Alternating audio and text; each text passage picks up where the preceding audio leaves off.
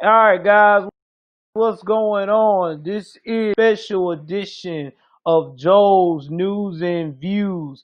And tonight I have a special interview exclusively coming to you from one of the founders of Insurgency USA, Mr. John Sullivan. This is all unscripted, this is all organic. So we just gonna go in, have a conversation, and we're gonna let this brother speak and talk about his experience from the beginning to where he's at now of trying to be on the front lines on trying to get everybody on the same page. So go ahead on and take it away, brother John. Inviting me on the show and having me kind of speak from my viewpoint and try to help people understand where I'm coming from, like what goals and objectives does my organization have, and it's definitely going to be probably a different perspective than a lot of you might expect as well. So, um, I mean, where would you like to start? All right, so give me some insight of where you are originally from and how you grew up in where you're originally from and things of that nature. Yeah, most definitely. So I grew up in Stafford, Virginia. So like that's my hometown. I grew up there for around like 18 years and basically spent my majority of like childhood education there, and then moved to Salt Lake City, Utah when I was 18 to pursue long track speed skating. Trained for the Olympics for like 15 years, and was able to like make it to like Olympic trials. All of those different accomplishments, and then decided like the sport wasn't for me anymore, and so then I left that sport and decided to go into a more corporate environment as far as like work. Never been to college, nothing like that. So my career has been in sales, been pretty successful at that. And once I experienced kind of uh, the corporate atmosphere was kind of my introduction to why I got into activism in the first place, why I felt like I needed to speak out against racism and police brutality. But the main thing for me was more so racism and discrimination within like the corporate environment, because I actually went through EEOC litigation. Um, and do you know what that is? EOC, I want to say, I'll let you see it because I don't want to butcher what I think the EOC is.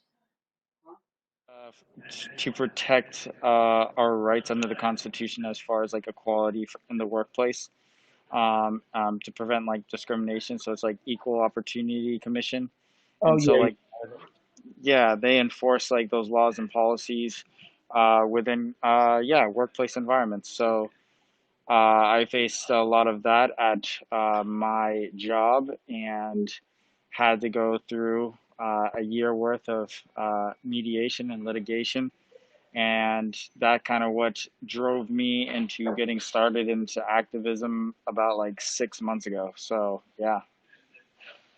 Now, when you talked about racism and things like that, did you face a lot of racism in your younger years when you was growing up, based upon being from the area that you're from?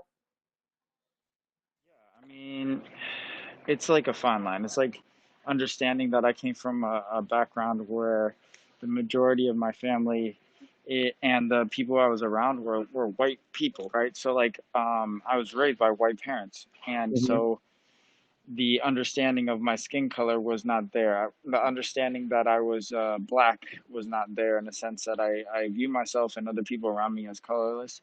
And so, like, the mistreatment towards myself, I was curious, why that was occurring, right? Like, why were people that I've never met before talking down on me? Why was I being followed in a store when I did nothing wrong? Um, things of that nature is like when people just walk across the other side of the street when you're on one side of the street because they're scared of you. And I mean, you've done nothing to show them that you're a scary person. So if you're talking in forms of that, yes, I faced that at a younger age, but I really came to understand and grasp it when I became older and more mature to understand that it wasn't because of my personality, it wasn't because of who I am as a person, it was because of my skin color. So that's when I really came to be, and I would say that was not until like 21, 22. Yeah, I mean, I can relate to a little bit of that. I mean, one thing about America, you do have some people that are racist. I mean, but that unfortunately is the people that is majorly ignorant. I mean, when it comes to following you in the store, I had that happen to myself when I was in the military and the Navy. I was in the high end Ralph Lauren store, had someone follow me at the time, but when they found out I had a military ID, then oh yeah, thank you for your service. So yeah, you get that sometimes, you know what I'm saying? But, at the end of the day, long as you are aware of who you are, I feel like personally, you have nothing else to worry about. So tell me about this Insurgents USA. How did this all start? This started, like I said, 6 months ago. It's when I got into activism. So it started around there. But first, it was not even like about specifically me taking a role as a leader in the movement. It was more of me.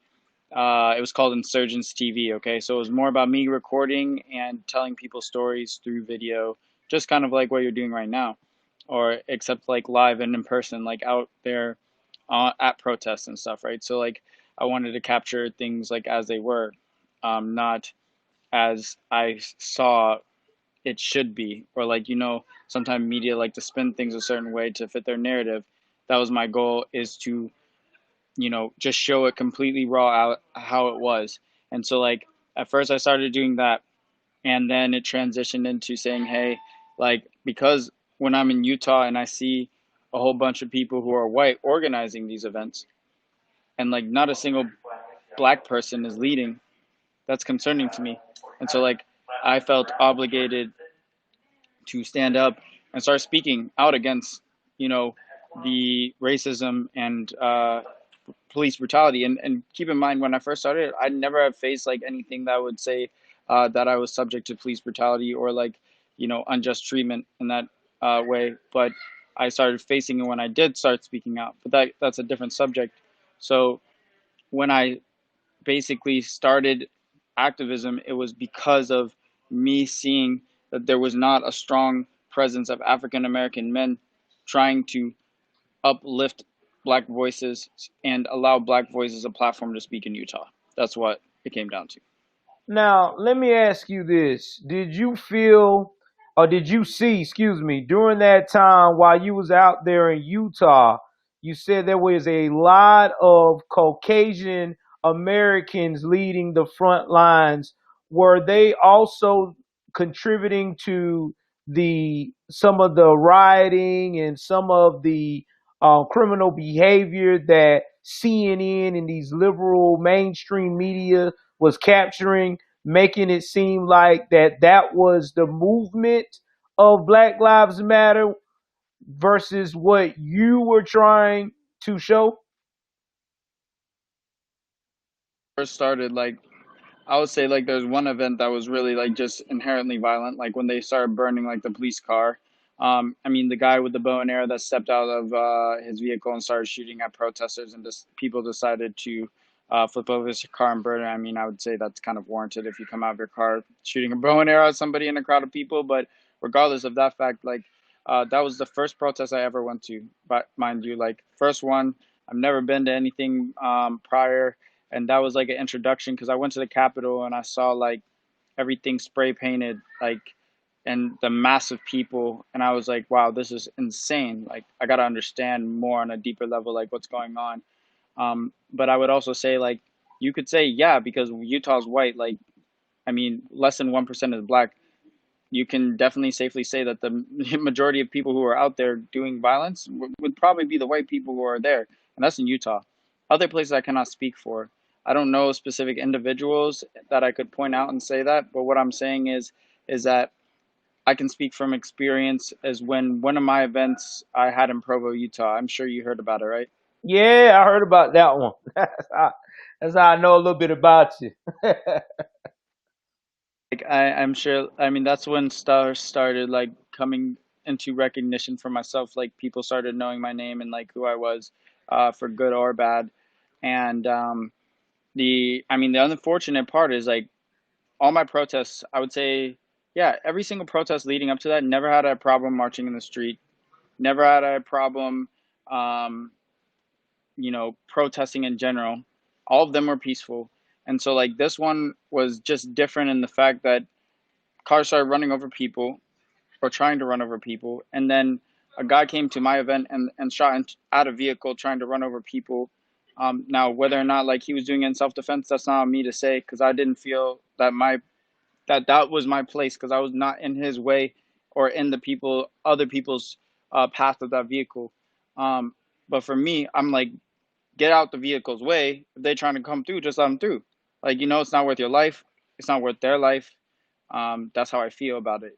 But regardless, like you said, are there the majority of people who are white are causing issues? Yes. I mean, he came to my event. He's white and he shot at like you already putting my like I'm already at a disadvantage to begin with. Like as far as like cops wanting to come after me because of my skin color, and now you're gonna escalate that situation even further, right?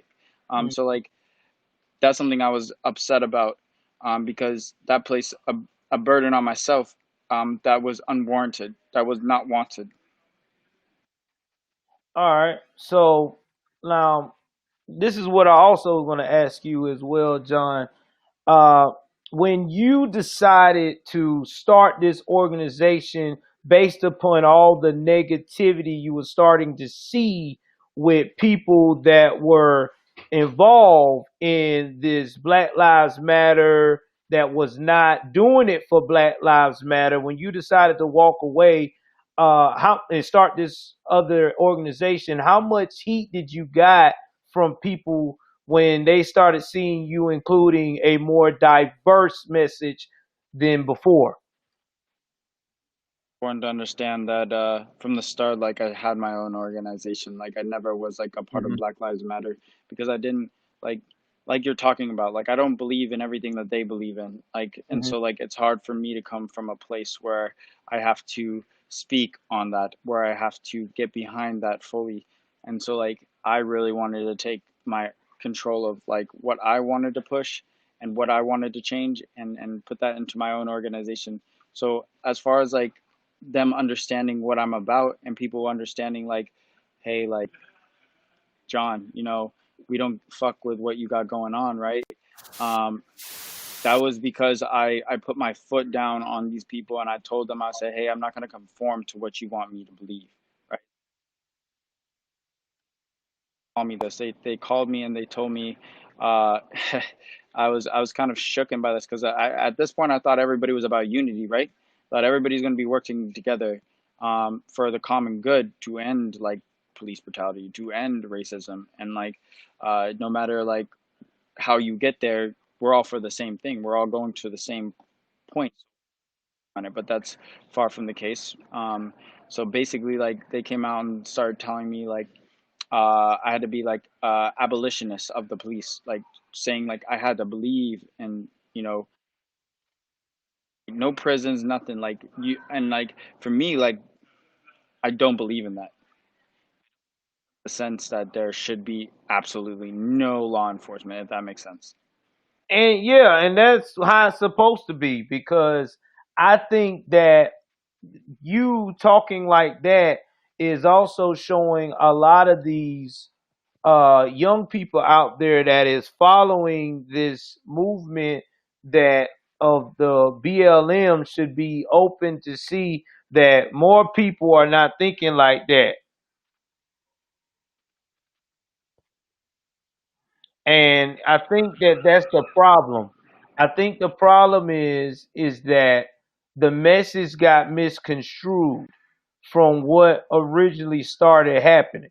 Now, do I agree with everything that BLM is? No, I don't. I have my own views on that, but that's another topic for another episode.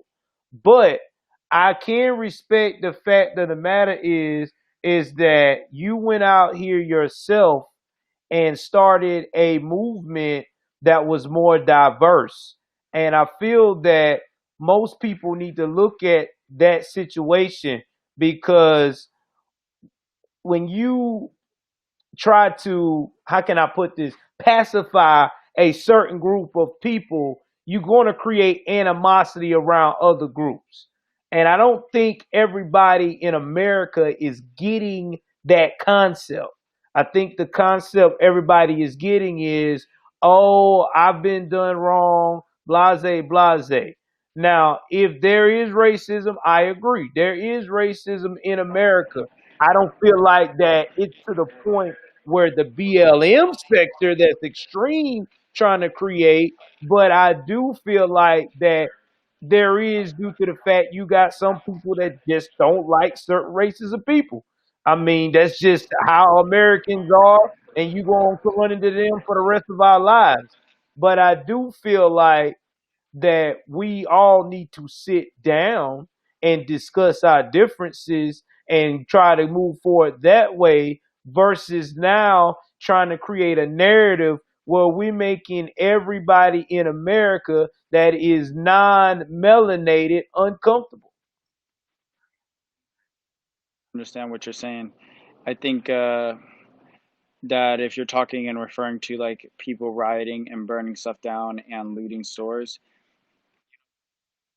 understanding in that, because some people are just looting stores just to loot stores.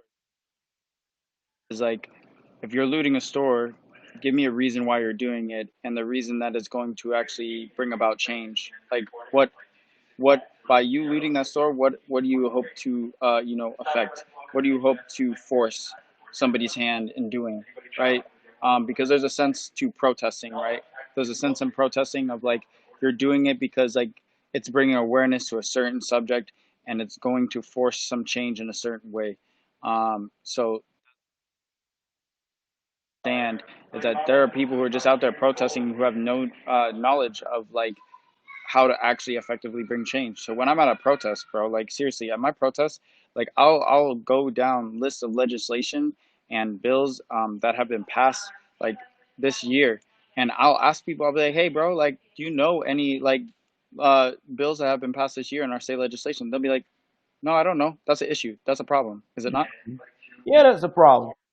You know, that's what I try to talk to the young people here anyway, because I feel like that the more you research of where you at and what you are doing, the better you know how you're moving forward.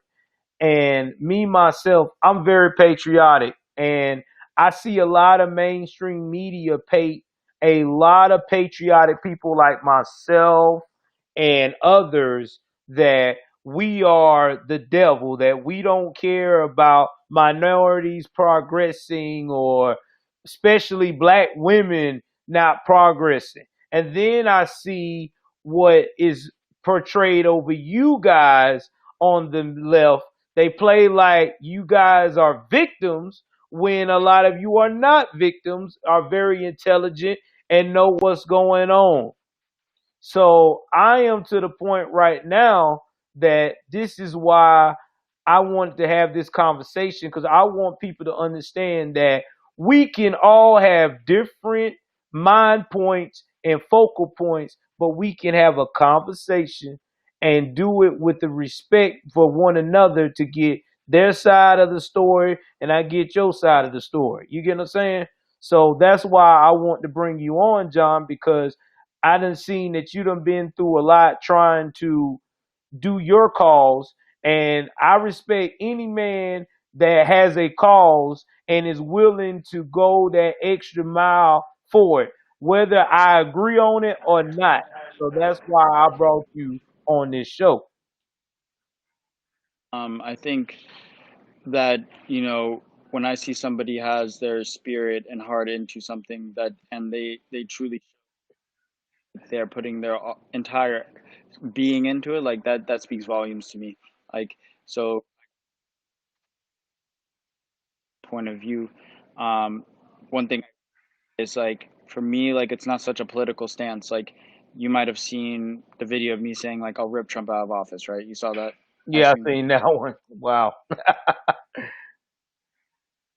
Tactics and theories to my messages, okay? Like there is a reasons that I say the things that I do and do the things that I do. So one thing you have to take in consideration, the movement that I have at play right now that I'm for is not for political sides. It's not on the left, I'm not on the right.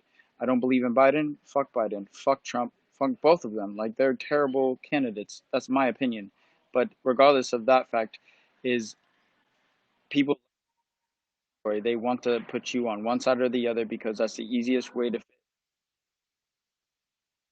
for us, is it not? Right? The the founding fathers did not want a two-party system, right? You can say we have another third party that you can vote for, but when have they won? Yeah, I get what you saying, but I'm gonna say this though. I got mad as hell off that video when you said you want to rip off Trump out that damn chair. I was like, oh hell no, I ain't gonna put him on my show. But then whenever I got to, know you a little bit this morning and I seen you said, well, I'm not for either candidate, I was like, well, I'm gonna try my best to get this man to be a patriot.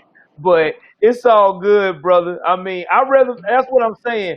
I respect you for being true and real about it than being like some people that are so fake when it comes to politics. Because you got a lot of people that's fake and don't want to be real about what they feeling or what they're saying. So I respect you on that.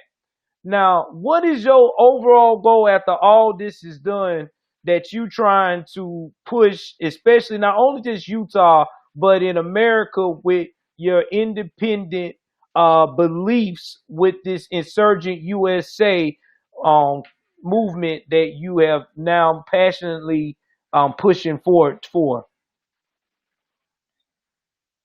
To achieve in the long run is what you're saying. Like if Yeah, which I I want. would, yeah, for sure. I mean, I think for me, I would hope to achieve like more of an awareness to the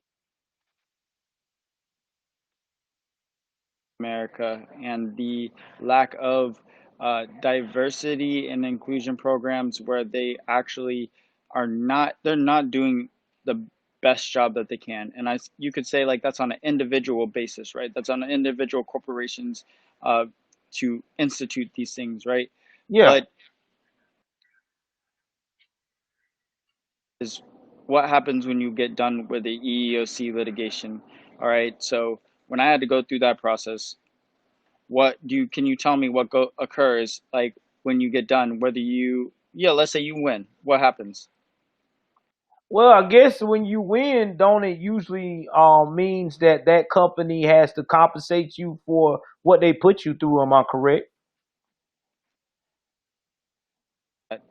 So once you win, so they will compensate you for what they think is just. If you did not win, as far as like saying hands down, you went through the entire process and you went through the justice system. So if you go to a EEOC litigation, basically you're sitting down saying, hey, what are we going to have to do to not keep this from going forward, right?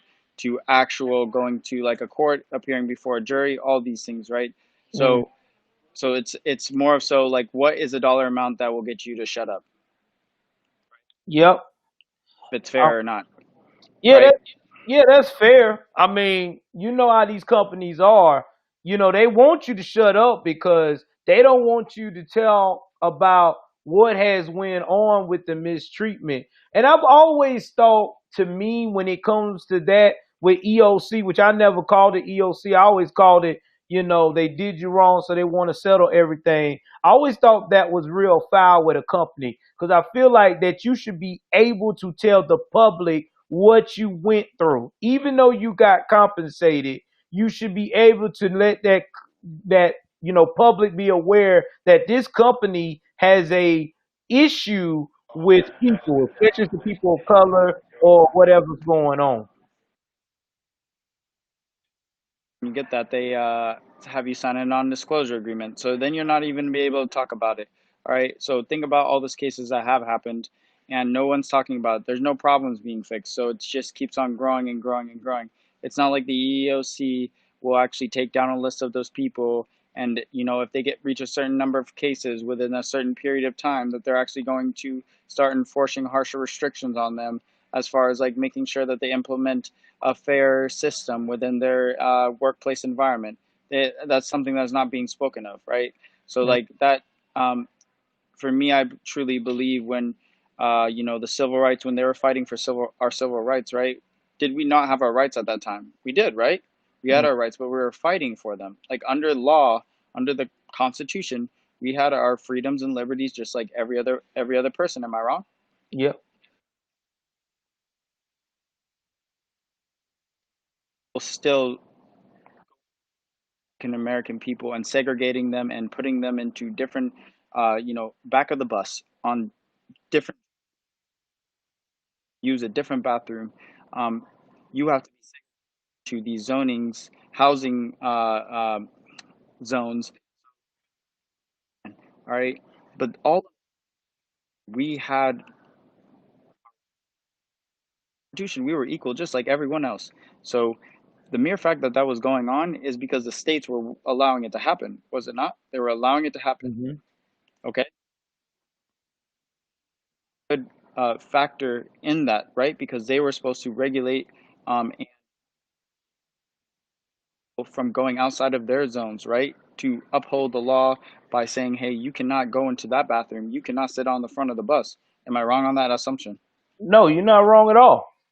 I mean, I remember my great grandmother, she was a part of that movement. My great grandfather, they told me stories about, and my grandparents, about how tough it was to go through the civil rights movement. I was also told back then that my grandparents and my great grandparents told me that when they first started out, that if you wanted to ride, you had to go through psychological training where they would be all in your face, calling you all kinds of names, mentally toughing you up, sometimes even striking you and just letting you know, yo, I'm about to strike you because this is what they're going to do to you, to mentally prepare your body, your mind for the fight that you had to do to get the civil rights.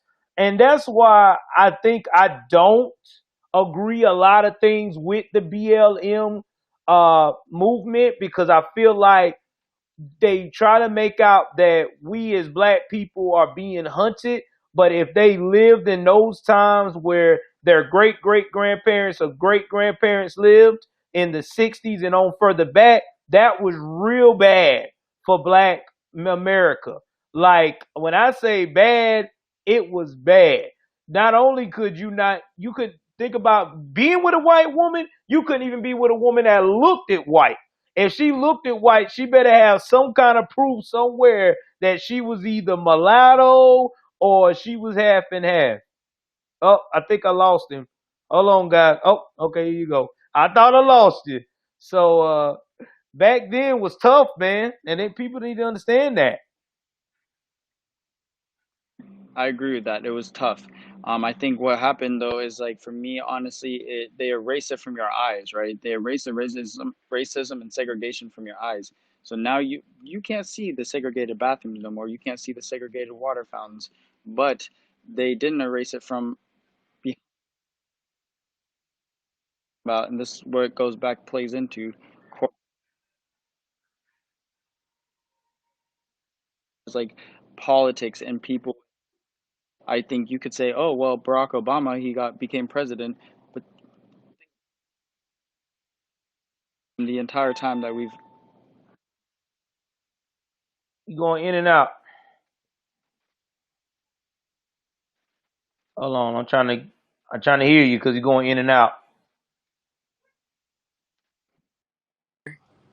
Yeah, I can hear you now. This is better or no? Yeah, this is better. You're frozen actually. Oh, whoa. Yeah, I think Let it's me you, see. bro. Okay, or it may be me. Yeah, I was.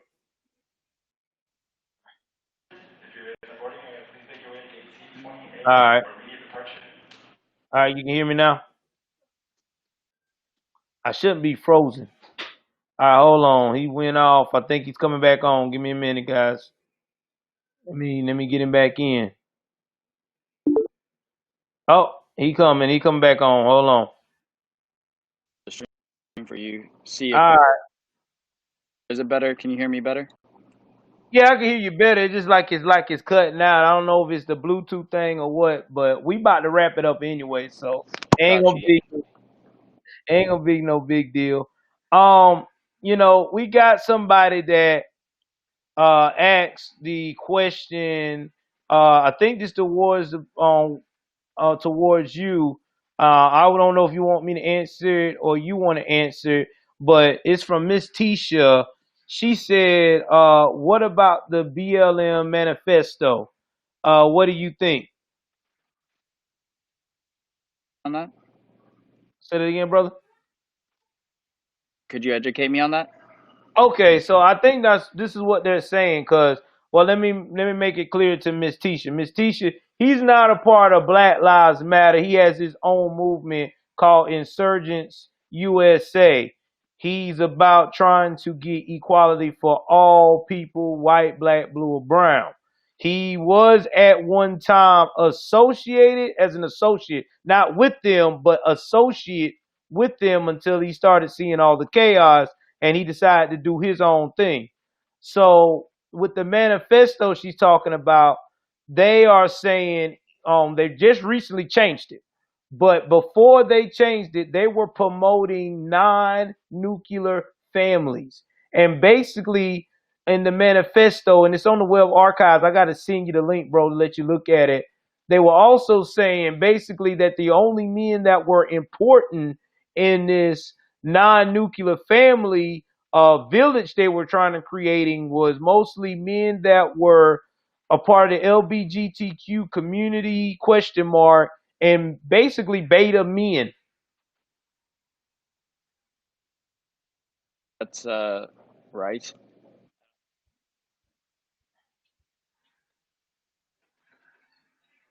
Right, guys. Like I believe in America. I believe in the Constitution. If it's Mhm. upheld, right? Yeah, That's you think I'm anti-American or anti like Constitution, whatever you want to have you. Like maybe you think I'm communist or socialist or what have you, or Marxist. I truly believe like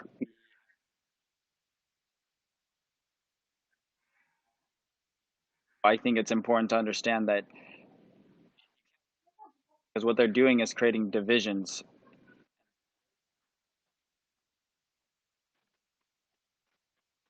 yeah, he is. They are creating divisions.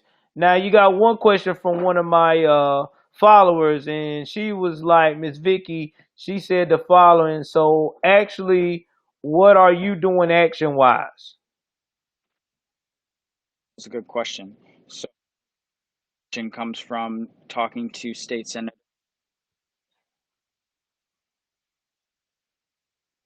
and actually talking to them about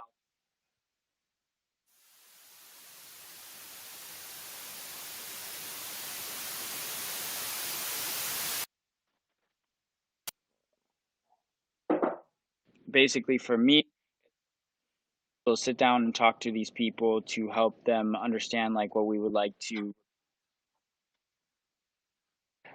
this with also corporate environments. So we have a list of things both in police reform and state legislation on our website. It's on www.insurgencyusa.com. And if you go to the about section, there'll be call to actions and you'll be able to see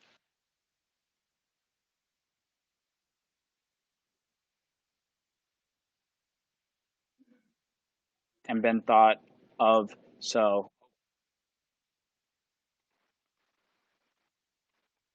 Okay, so basically, what he's trying to say is that he's trying to meet with state legislators. He's trying to meet with local officials, and he has actually met with some of these officials and talked about things that they can do as a collective to make everything better in their state of Utah, so they can cut down with some of this craziness that's going on. So he's actually doing things. He's actually pro for his culture, but at the same time, he's also trying to look out for everyone involved in America versus what you see from these other extremists that we've been facing with every day.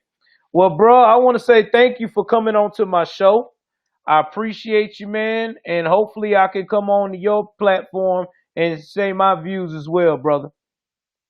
Would like that. I usually do it on Instagram, um, and I have a podcast on there that I do. So if you're open to doing that, just hit me up and we can schedule a time either this week or next.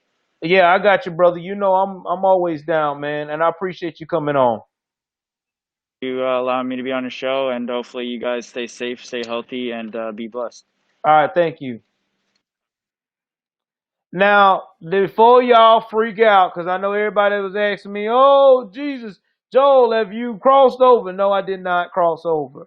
What I wanted to do is I wanted to bring different people onto the show with different ideology so we can keep it interesting.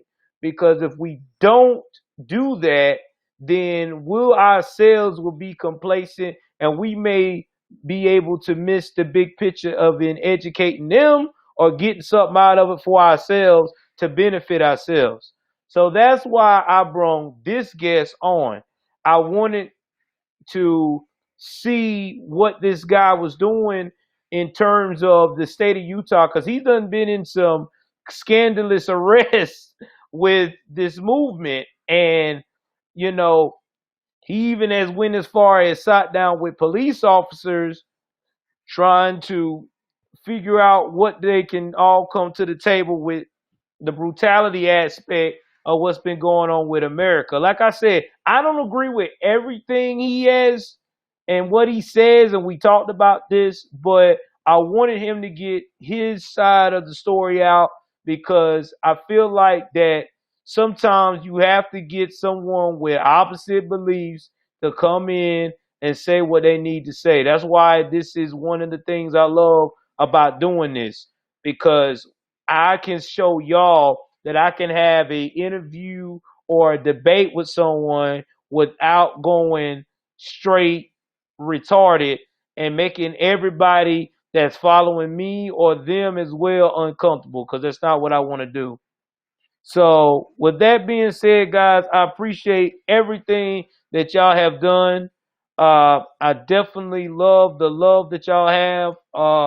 I should have another podcast where I'm a guest on coming out sometime this week on the Jay Connor Show. Uh, I'm gonna do some work on my podcast. I've been playing around with all this different software to try to make me sound better whenever I do these interviews. So hopefully I'll be close to purchasing, but I can't purchase without no donations, man. That's why I'll be trying to tell y'all to donate as much as you can so I can keep this thing rolling. Cause I'm just a poor guy trying to come up in this game. You know what I mean? So either way it's go, uh this my man said this show CNN where you only listen to a bunch of parrots. Nah, I think I always told everybody CNN has always been liberal minded. They're never going to give you the complete truth. They're always going to give you the chaos of the story because that's their narrative. And they've been like that since, especially since President Trump took office. They have been straight boo boo with that. I don't respect them at all. I tell everybody that. I don't care for no CNN. Because CNN will lie to you in a heartbeat. They ain't got nothing else better to do. So if anybody got any questions for your boy before I wrap this bad puppy up and put a bow on top. Anybody? All right. Well, I guess nobody has no questions because I ain't seen no typing, no nothing yet. Uh, like I said, I really appreciate everything that y'all been doing. The channel's growing. Y'all helping me grow. I love you guys, and y'all take care of yourselves. Stay safe and be blessed.